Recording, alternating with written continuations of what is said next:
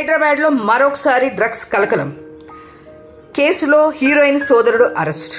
హైదరాబాద్ రాజేంద్రనగర్ సమీపంలో భారీగా డ్రగ్స్ పట్టుబడ్డాయి.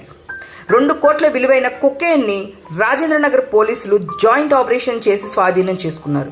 వీటిని తరలిస్తున్న 4గురిని పోలీసులు అదుపులోకి తీసుకున్నారు. వీరిలో హీరోయిన్ రకుల్ ప్రీత్ సింగ్ సోదరుడు అమన్ ప్రీత్ సింగ్ ఉన్నట్లు తెలుస్తుంది.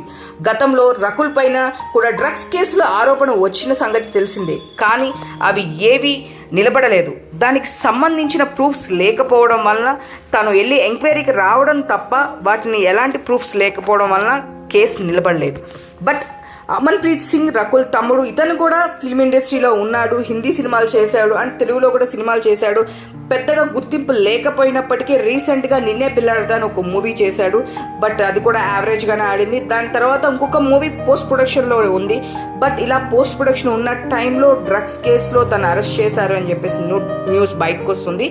చూడాలి, అసలు 4 మెంబర్స్ ఉన్నారు అని చెప్పేసి అన్నారు.